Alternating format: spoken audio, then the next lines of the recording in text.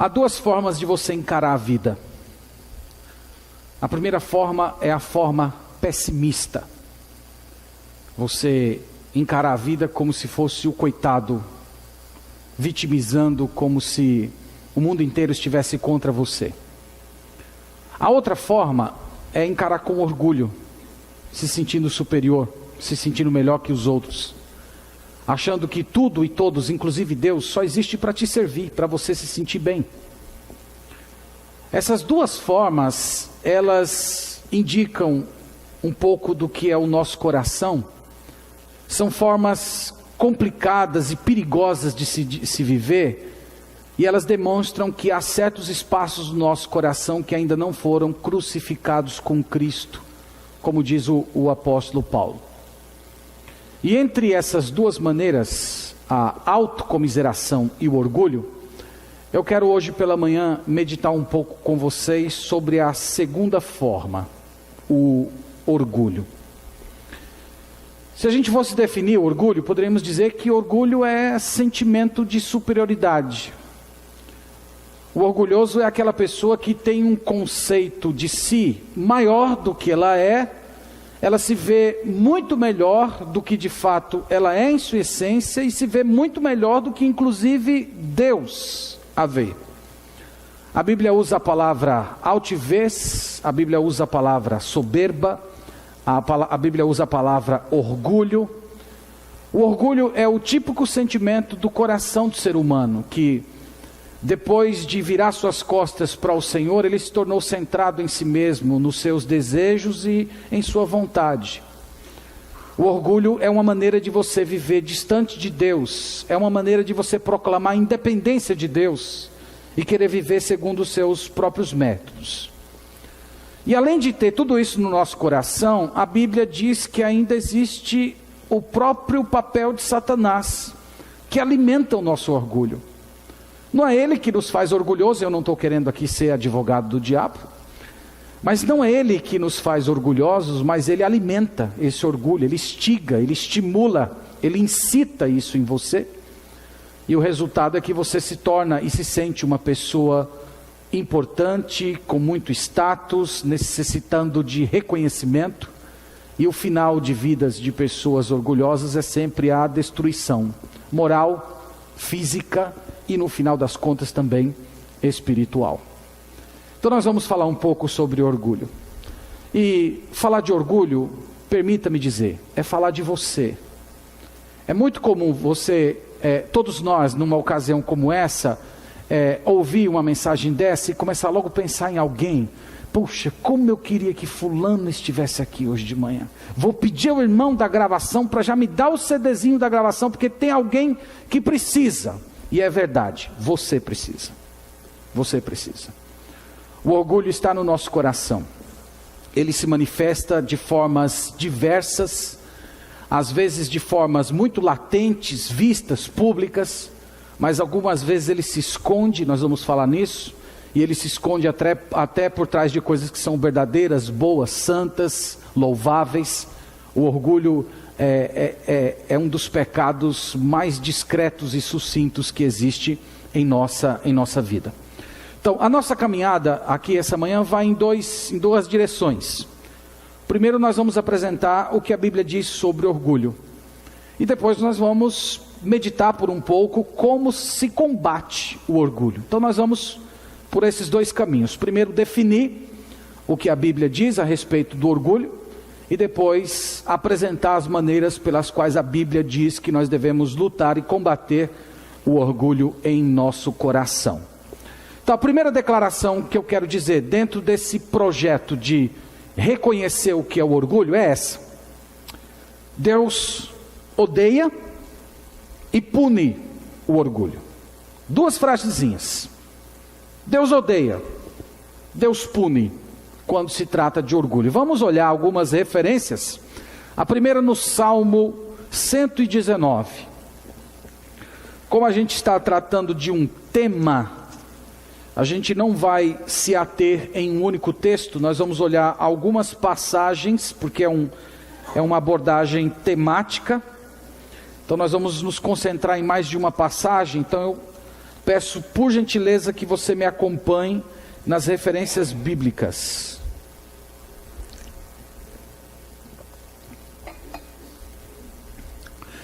Salmo 119, versículo 21. A palavra do Senhor nos diz assim, na minha versão, afirma o seguinte.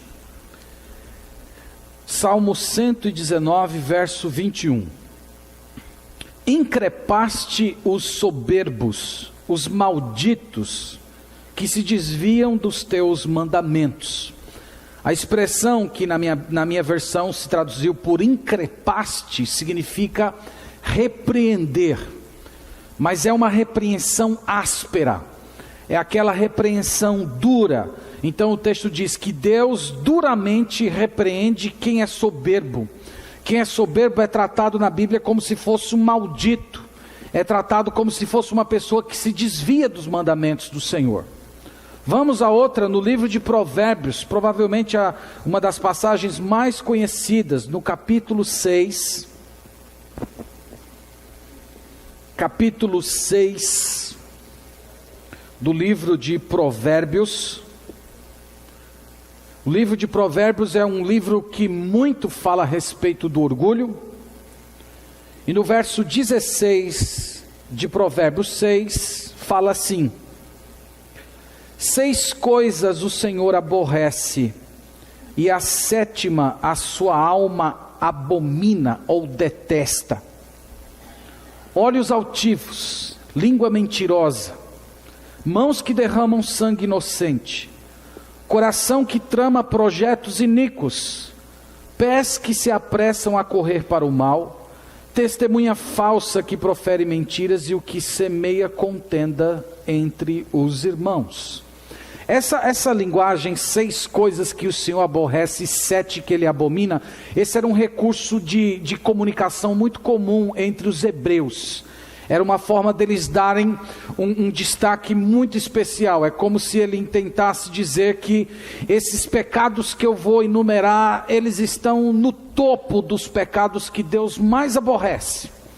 E dentre esses 7 pecados que o autor de Provérbios comenta, o primeiro deles, versículo 17, é olhos altivos. Aqui é um dos sinônimos da Bíblia para soberba, orgulho, prepotência.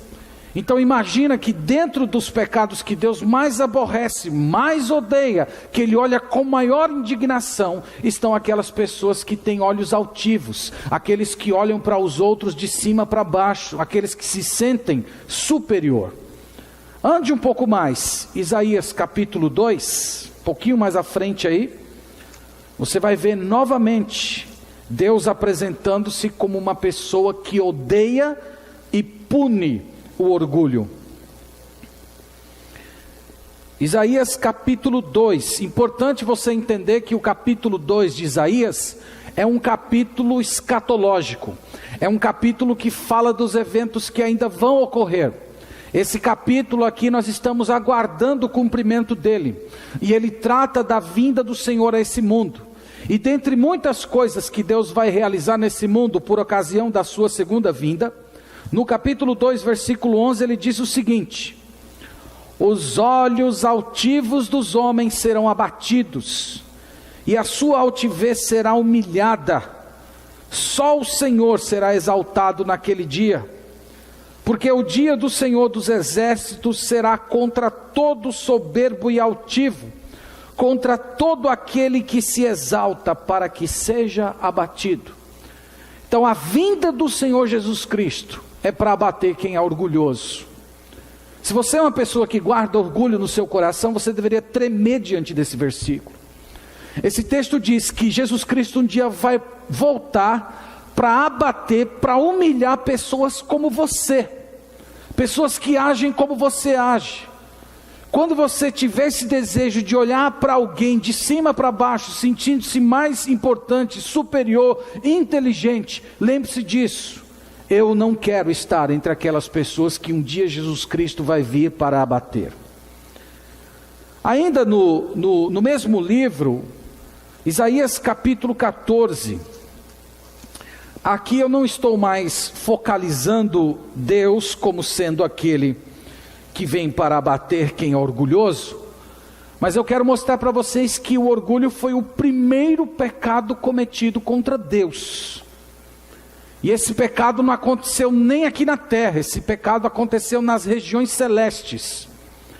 Esse ser espiritual que é chamado na Bíblia de Satanás, antiga serpente, diabo, Deus desse século, leão que ruge, ele quando se virou contra Deus, a Bíblia diz que ele se virou por causa do seu orgulho. Isaías 14, versículo 12, é o texto que fala da queda do nosso inimigo, diz assim: como caíste do céu, ó estrela da manhã, filho da alva, como foste lançado por terra, tu que debilitavas as nações.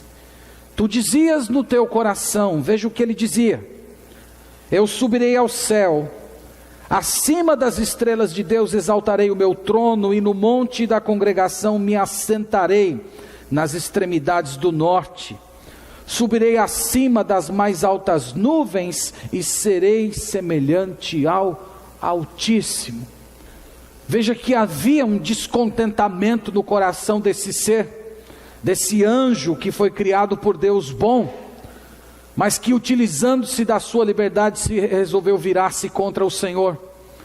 Ele quis ser igual a Deus, ele quis subir no lugar de Deus, ele quis o louvor que só Deus tinha, ele quis a posição de Deus, e por conta disso ele foi expulso do céu. Você já parou para pensar que se tem um pecado que identifica uma pessoa diretamente com Satanás, é o orgulho? Quando uma pessoa tem orgulho, conserva orgulho na sua alma, essa pessoa está profundamente identificada com o príncipe da potestade do ar. Mas esse não foi apenas um pecado cometido pelo inimigo, ele foi o primeiro pecado cometido dos seres humanos com relação ao seu Criador. Gênesis capítulo 3. Gênesis capítulo 3. Aqui veremos que esse pecado de orgulho não foi apenas feito no céu contra Deus, mas ele foi feito aqui na terra, também no jardim do Éden, num ambiente de perfeição, num ambiente de santidade, num ambiente em que o ser humano tinha tudo que precisava para continuar vivendo feliz e pleno, mas ele não se deu por satisfeito. Então, no capítulo 3 de Gênesis, verso 5, a serpente, essa mesma que foi expulsa do céu, que lemos agora, diz assim: porque Deus sabe que no dia em que dele comerdes, falando do fruto, se vos abrirão os olhos, e como Deus, veja essa expressão, e como Deus, sereis conhecedores do bem e do mal. Então veja que esse mesmo desejo que tinha no coração dele, que lemos em Isaías 14, de ser semelhante a Deus, de estar na posição de Deus, essa mesma proposta foi feita aos nossos pais no Éden. Comam desse fruto, comam desse fruto. Deus está com medo que vocês comam, porque Deus sabe que no dia em que vocês comerem, vocês serão iguais a Ele.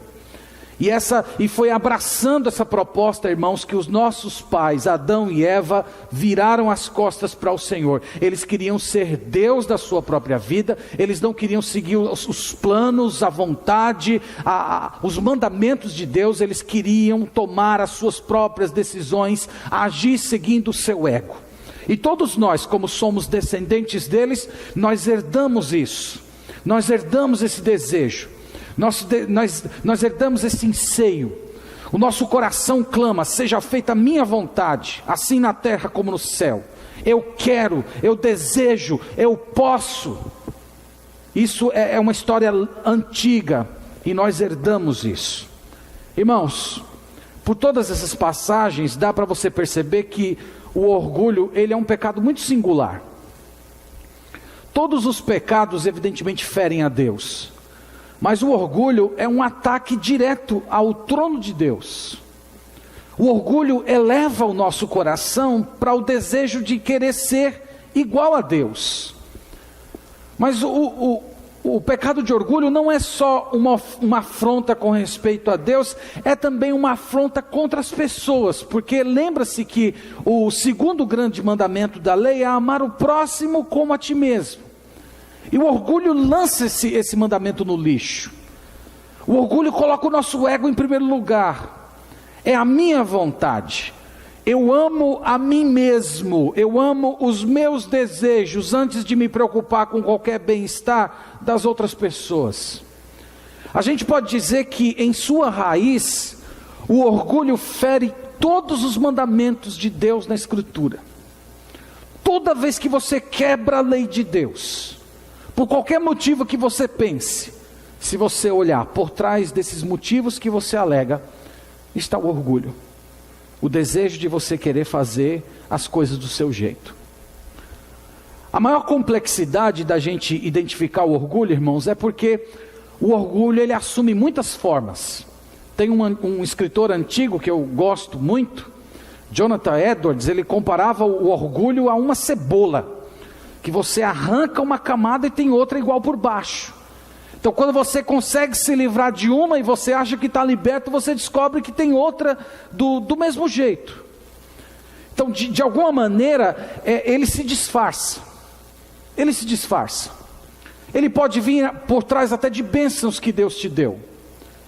Imagine uma pessoa que tem sabedoria, inteligência, habilidade, competência. Isso é bênção de Deus, isso foi dado por Deus e você deve receber com ações de graças. Mas por conta do pecado do nosso coração, nós não recebemos assim. Nós começamos a nos sentir bons, nós começamos a nos sentir superiores, nós começamos a olhar as pessoas de cima para baixo. Ou imagine alguém que é colocado dentro de uma posição de prestígio, de uma posição de autoridade, em que as pessoas ouvem você, seguem você, são influenciadas por você, e você começa a olhar para si mesmo e se esquece daquele ensino bíblico de que toda autoridade vem de Deus, é Deus que dá autoridade às pessoas, e você começa a glorificar a si mesmo, você começa a buscar elogios para si mesmo. Há o orgulho que vem disfarçado até do sofrimento. Pessoas que sofrem, que padecem, que enfrentam provações, doenças, lutas. Essas pessoas que ficam sempre chamando a atenção para si, querendo mostrar que elas são os coitadinhos, que elas padecem tanto, que elas são os piores de todos os homens, mas suportam. Isso também é orgulho. Não se espante que eu vou dizer. O orgulho está por trás até do suicídio. O suicídio é uma das maiores demonstrações de soberba que existe. E aqui eu não estou querendo ser leviano com as pessoas que já tentaram suicídio. Eu só estou apresentando o que a Bíblia diz sobre esse assunto. Uma pessoa que chega ao ponto de querer tirar a sua própria vida, é porque ela é muito orgulhosa. Ela acha que de jeito nenhum ela merece aquilo que ela está passando.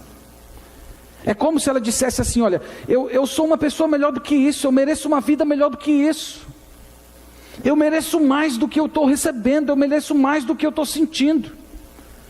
Então, por ela se sentir uma pessoa tão boa, tão superior, tão acima daqueles sofrimentos, ela vai e tira a sua própria vida, porque ela considera que a sua vida é uma vida indigna de ser vivida. Irmãos, o orgulho ele se disfarça. Ele vem por trás de diversos pecados. O orgulho, ele sempre se preocupa mais com a aparência do que com a essência. Ele se preocupa muito mais com o que você parece do que com aquilo que você é. Quando a gente lê os grandes homens da história do cristianismo, muitos deles assumiram-se orgulhosos. Eu li uma frase de Lutero, que eu achei muito engraçada. Lembra que o Lutero foi muito perseguido pela Inquisição na Idade Média, por causa das suas posições, tentavam prendê-lo, matá-lo de todo jeito, e ele só morreu de causas naturais por uma bênção de Deus. E ele uma vez disse assim em um dos seus escritos: eu tenho mais medo do Papa do ego, do que do Papa de Roma com todos os seus cardeais. Então ele tinha muito mais medo de morrer por causa do seu orgulho, do que medo de alguém tirar a sua própria vida. Então o orgulho, ele é destrutivo. Uma das marcas do orgulho é sempre colocar você numa posição em que você quer ser reconhecido, você quer aplausos, você quer que as pessoas joguem confetes sobre você. Você pesca elogios. Eu falei isso em uma das pregações no domingo à noite, de você criar situações. Às vezes nós fazemos isso, irmãos, com uma habilidade. Criar uma situação, lembrar uma história em que de repente a gente se sobressaiu, e a gente faz isso para as pessoas lembrarem e glorificarem e massagearem o nosso ego. É terrível esse pecado, e ele está no coração de todos nós. Isso nos leva à segunda ideia, o segundo caminho da nossa mensagem. Como combater o orgulho? Já que ele é tudo que nós falamos, ele é essa coisa tão horrível, fere os mandamentos de Deus, identificado diretamente com a pessoa de Satanás no Éden. Todas as vezes em que o povo de Deus virou as costas para o Senhor, sempre foi motivado por orgulho. Como nós podemos subjugá-los? Em primeiro lugar, a primeira forma de você subjugar o orgulho é você admiti-lo. Você precisa admitir que é orgulhoso. Você precisa admitir. Quando você vê declarações assim, às vezes a gente lê em revistas, em jornais, até escuta na TV. Gente, eu sou uma pessoa humilde. Sou uma pessoa humilde, né? Só falta dizer, eu tenho orgulho da minha humildade. A primeira coisa, irmãos, é isso. É você admitir, entendendo que você não tem nenhuma razão que justifica você ser orgulhoso. Você lembrar que você peca todos os dias contra o Senhor, que você já desperdiçou tantas vezes o tempo precioso que o Senhor entregou na sua vida, que tantas vezes Deus te deu deveres para você realizar e você não realizou, que você já entristeceu o Espírito Santo tantas vezes, transgrediu a lei de Deus, desonrou o nome do Senhor, tem um coração mau. Você precisa olhar para si mesmo e dizer, eu não tenho nada dentro de mim que justifique orgulho, porque eu sou uma pessoa que é todo maldade do princípio ao fim, e Deus tem me aceitado, Deus tem me tolerado, Deus tem tido misericórdia comigo. A segunda coisa que você precisa fazer para subjugar o orgulho é você olhar para Jesus. Irmãos, não existe uma forma mais maravilhosa da gente subjugar o orgulho do que a gente olhar para o nosso Salvador. Vamos considerar apenas umas passagens. Mateus 11, vamos ler.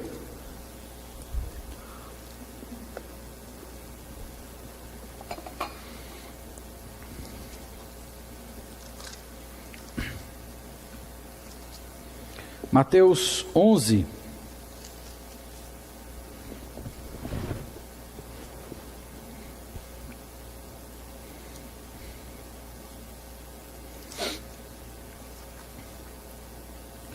Mateus 11, verso 28, aquele convite maravilhoso de Jesus Cristo, em que ele diz a todos nós assim: vinde a mim, todos os que estáis cansados e sobrecarregados, e eu vos aliviarei. Tomai sobre vós o meu jugo, e aprendei de mim, porque sou manso e humilde de coração, e achareis descanso para a vossa alma.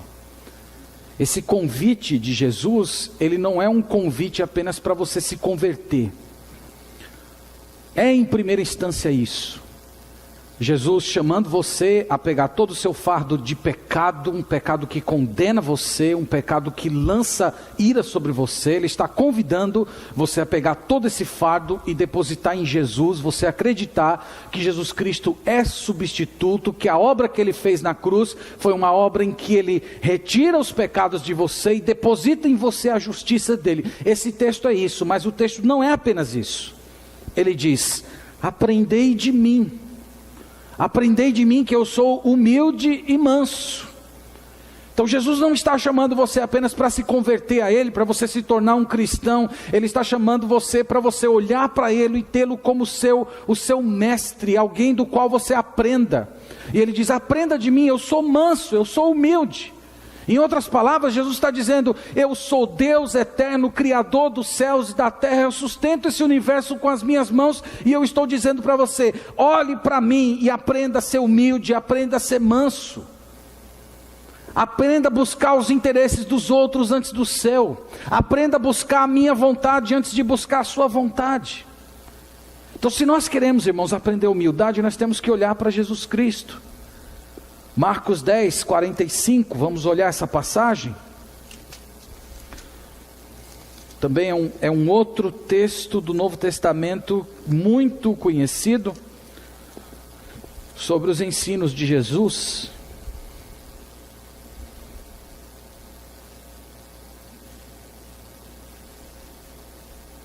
Marcos 10, 45, lembra que essas palavras de Jesus vieram no contexto de uma disputa soberba entre os seus discípulos. Dois deles chegando para Jesus dizendo: Senhor, olha, eu quero te fazer um pedido, quando for lá no teu reino, coloca 2 tronozinhos lá do teu lado, e deixa a gente ficar sentado lá. Por trás desse pedido está a visão deles de que eles eram melhores do que os outros 10, e está também o desejo deles de serem reverenciados como autoridades no reino de Cristo. E aí Jesus dá uma bela lição neles, e ele diz no versículo 45: pois o próprio Filho do Homem não veio para ser servido, mas para servir e dar a sua vida em resgate por muitos. Então Jesus está olhando para aqueles homens soberbos que querem lugar de destaque no reino. Jesus diz: vocês querem destaque? Vocês querem ser importantes? Vocês querem ser considerados como os primeiros no reino? Sirvam, se doem, se humilhem, parem de pensar nos seus interesses egoístas e busquem o bem dos outros. Assim vocês vão ser importantes. João 13, vamos olhar. Eu lembrei dessa passagem justamente com aquelas expressões da Bíblia que fala dos olhos altivos. Olhos altivos, aquelas pessoas que olham de cima para baixo. João capítulo 13, é o capítulo em que Jesus se porta como fosse escravo. João 13, depois de lavar os pés dos seus discípulos, ele diz o seguinte: vós me chamais o Mestre e o Senhor, e dizeis bem, porque eu sou. Ora, se eu, sendo o Senhor e o Mestre, vos lavei os pés, também vós deveis lavar os pés uns dos outros, porque eu vos dei o exemplo, para que como eu fiz, façais vós também. Então Jesus está dizendo: olha, é o oposto do que vocês estão querendo. Vocês estão querendo olhar de cima para baixo, e eu que sou mestre e Senhor de vocês, eu olhei de baixo para cima. Eu me ajoelhei diante de vocês, eu tirei a minha roupa de mestre e fiquei só com uma roupa de escravo, e eu lavei os pés de vocês. Irmãos, se nós queremos subjugar o orgulho, nós temos que olhar para Jesus, nós temos que olhar para o exemplo de Jesus, e se recordar que aquele que nós chamamos de Senhor, de Mestre, de Salvador, Ele veio a esse mundo, ele não teve nada de reconhecimento das pessoas, Ele nunca viveu buscando o aplauso das pessoas, Ele sempre teve coração humilde, Ele sempre teve coração perdoador, Ele sempre teve um coração disposto a servir, Ele sempre tinha compaixão das pessoas, buscava as necessidades das pessoas, fazia o bem, glorificava a Deus. Se nós temos um Salvador que é assim, nós somos chamados cristãos ou pequenos cristos, nós precisamos nos identificar com Ele. Então olhe para Jesus, olhe para o exemplo dele, veja como Jesus reagia, veja como Jesus vivia diante das pessoas. Isso vai alimentar o seu coração e vai subjugar o orgulho da sua alma. Em outras palavras, ame as Escrituras, leia a Bíblia, independência do Espírito Santo, leia as Escrituras, medite, ore passagens bíblicas como essas que Jesus falou. Você pode pegar passagens como João 13 e dizer: Senhor, me ajude a ser que nem Jesus, me ajude a me humilhar também, me ajude a seguir o exemplo do meu mestre, subjuga esse orgulho que há dentro do meu coração. Tem uma outra maneira de você olhar e lutar contra o seu orgulho. É você pensar nos atributos de Deus. Você lê passagens como Jó capítulo 38, 39 e 40, Isaías capítulo 6. Todos esses capítulos mostram a grandeza de Deus. No livro de Jó, de 38 ao 40, Deus aparece a Jó em um redemoinho e faz diversas perguntas a Jó. Lembra que Jó estava um tanto soberbo nas suas alegações, dizendo que ele era inocente e que Deus estava praticando injustiça com ele. E depois que Deus apresenta e faz todas aquelas perguntas que Jó não sabe responder, Jó diz: Senhor, eu falei do que eu não sabia, falei de coisas grandiosas demais para mim. Eu sei que o Senhor pode tudo, que nenhum dos teus planos é frustrado. Eu me humilho no pó e na cinza. Conhecimento de Deus mata seu orgulho. Lembra de Isaías capítulo 6, já tem 2 domingos que vamos citando essas passagens nos cultos noturnos. Isaías olhando para a grandeza de Deus, os anjos, os serafins cantando, o brilho de Deus, a glória de Deus no templo. Isaías diz: ai de mim, eu sou impuro, eu sou pecador, e os meus olhos estão contemplando o Rei, o Senhor dos exércitos. Quanto mais você olha a Deus, mais você vê quem é você mesmo. Quanto mais você vê a grandeza, a beleza, a santidade de Deus, mais você se humilha na presença dEle. Você começa a se achar pequeno. Você começa a perceber que você não tem todo esse valor que você acha que tem. Que você é tão importante como você se acha que é. Nós precisamos, irmãos, olhar os atributos de Deus e aprender a praticar a humildade. Transformar a humildade como se fosse uma luta.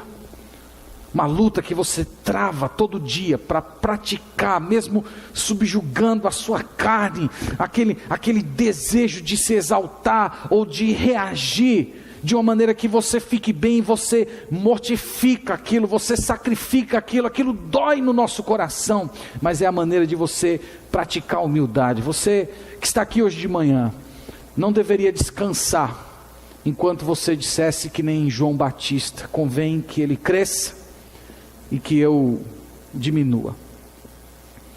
Uma coisa que ajuda muito você a lutar contra a soberba é você lembrar como ela é perigosa.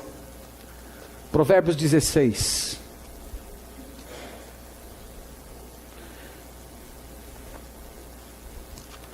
Provérbios 16, verso 18.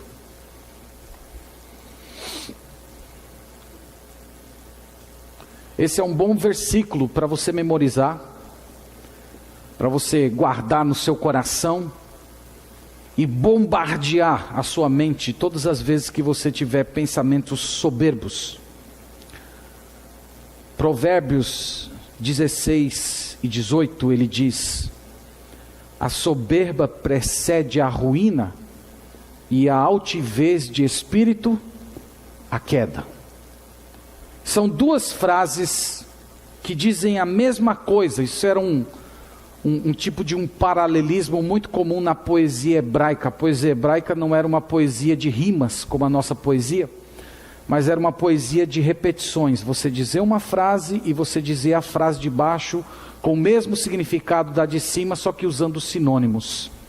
E ele está fazendo isso aqui, para dizer que na sua caminhada, se você é uma pessoa soberba, o próximo passo, após a sua soberba, é a ruína, é a destruição, é o abismo. Então ele está dizendo que quem cultiva soberba no seu coração, está caminhando para a destruição. Você pensa que está a passos largos, se sentindo bem consigo mesmo, sendo o foco das atenções, todo mundo reconhecendo você, você se colocando, se portando. Mas vai chegar uma hora que você vai dar um passo e não vai ter chão debaixo de você, não vai ter pedestal para você, vai ter um abismo que vai destruir a sua alma. A gente precisa pensar nisso, irmãos, a gente precisa pensar nisso. Passagens como essa precisam ser trazidas à nossa mente, a gente recordar isso, pregar isso para a gente mesmo, orar a respeito disso, e isso ajuda a combater o orgulho. Tem uma outra coisa que ajuda muito a gente subjugar o orgulho, é você ler bons livros cristãos. Tem uma coleção de livros cristãos, irmãos, especialmente biografias de grandes servos e servas de Deus que viveram vidas humildes, pessoas grandes, pessoas abençoadas, mas que viveram em humildade, em simplicidade, em contrição. Eu recebi de presente no meu aniversário um livro chamado O Homem do Céu, testemunho de um chinês, ele é vivo ainda. Quanto esse homem padeceu no comunismo chinês, quantas surras ele levou por causa do Evangelho de Cristo. Ele que cresceu vendo seus filhos sendo perseguidos, sua esposa sendo perseguida, eles passando fome por causa do Evangelho. Quando a gente lê livros como isso mata o orgulho da gente.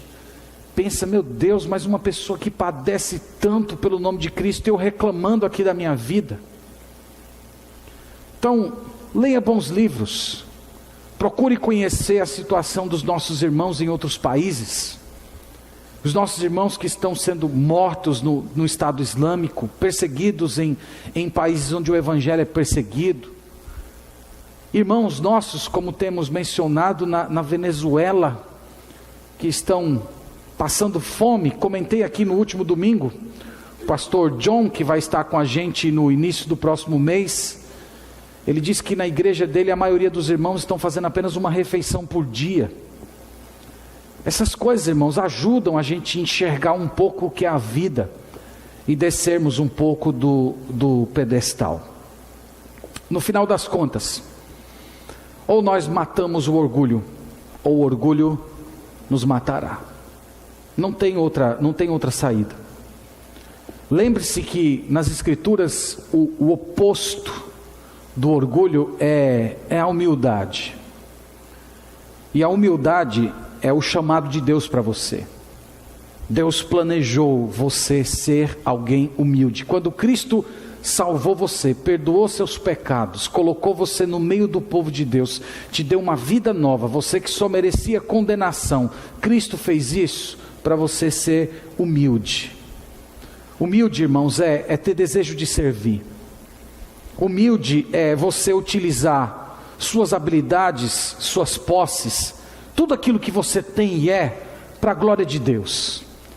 Você reconhecer que o que você tem e é não vem de você, foi um dom, foi presente. Lembra do apóstolo Paulo falando isso em 1 Coríntios 4? O que é que você tem que você não recebeu? E se você se recebeu, por que você fica se gabando como se não tivesse recebido? Então ser humilde não é você negar o que você tem, aquilo que você é. Humildade não é você ser uma pessoa muito inteligente e para você não se gabar, você ficar dizendo que você é burro e tolo. Isso não é ser humilde, isso é ser falso, isso é falsa modéstia. Humildade é você reconhecer que o que você tem não é seu, é um dom, é um presente que você não merecia. Você recebe de Deus com um espírito de gratidão, mas você nunca usa para promover a si mesmo, você usa para o bem dos outros. Humildade, irmãos, é disposição em pedir perdão, em perdoar, em não deixar o sol se pôr sobre a sua ira. É você tomar iniciativa de buscar reconciliação com alguém, mesmo quando você foi ofendido. Isso é humildade. O orgulhoso se fecha dentro de si e diz: eu que tenho que ser procurado, eu quero até perdoar, mas enquanto não me pedir perdão, eu não perdoo. Mas a pessoa que é humilde, ela toma a iniciativa e vai. E mesmo quando o outro lado não quer nada, ela diz: ainda eu te perdoo, no nome de Jesus, como Ele me perdoou. Você ser humilde é você, no poder do Espírito Santo, controlar o seu ímpeto, o seu desejo de explosão, controlar os seus sentimentos. O orgulhoso é sempre explosivo. O orgulhoso, cada vez que toca em um ponto, toca ali numa ferida, ele explode e justifica essas explosões, dizendo: você me provocou. O humilde, ele, no poder do Espírito Santo, ele se controla, ele se cala, ele chora diante da presença de Deus, ele pede misericórdia para quem ofendeu, e ele de todo o coração perdoa. Ele não se vinga, ele deixa a vingança com o Senhor. No lugar dele querer vingança, ele diz: Senhor, abençoa. E a Bíblia diz que quando você faz isso, é como se você estivesse amontoando brasas na cabeça do inimigo. Essa expressão na antiguidade significava submeter o seu inimigo à vergonha, à exposição. Ser humilde, irmãos, definitivamente não é você querer viver como coitado, tendo pena de si mesmo, achando que você é a pessoa feia, né? É o patinho feio do rebanho do Senhor, sempre se lamentando. Isso não é ser humilde, isso é ser orgulhoso. No final das contas, você está achando que você é bom demais. Eu não merecia essa vida, eu não merecia essa situação, olhe para mim como eu sofro. Isso é orgulho. O que você merecia? Estávamos falando isso no encontro de casais, não foi? Até alguns brincaram comigo no final do encontro. Uma das coisas que disse no encontro de casais sexta-feira foi: você não merece a esposa que você tem. Você não merece.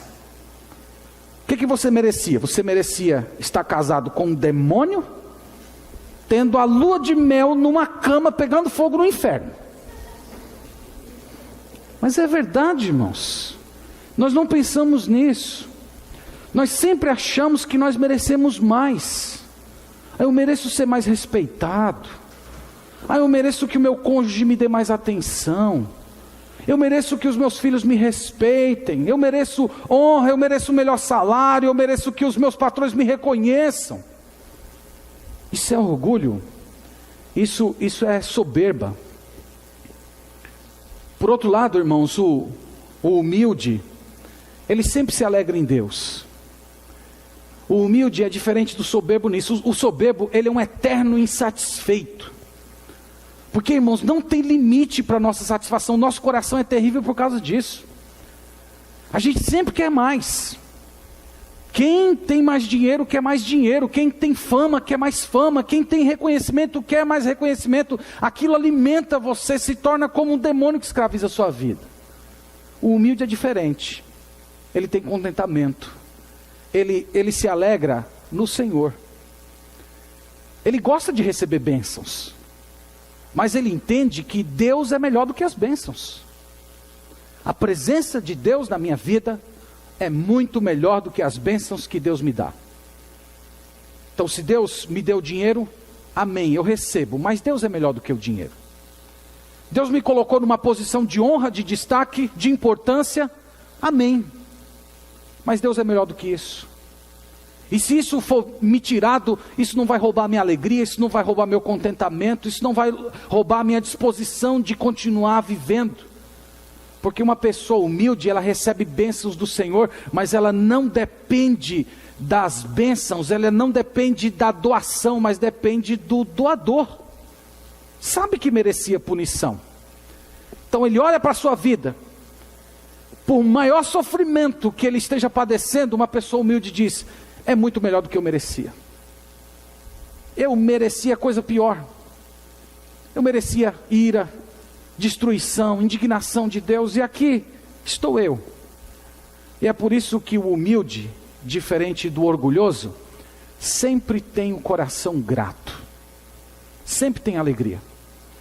Eu gosto muito do texto de 2 Coríntios 12, e eu vou encerrar com ele. Vamos até lá.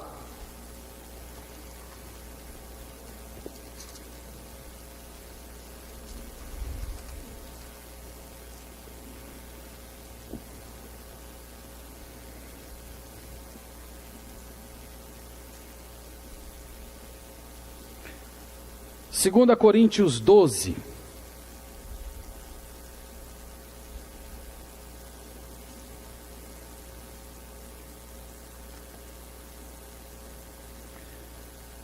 Aqui o apóstolo Paulo está dando uma espécie de uma biografia dele. E ele diz no verso 2 assim: conheço um homem em Cristo que há 14 anos foi arrebatado ao terceiro céu.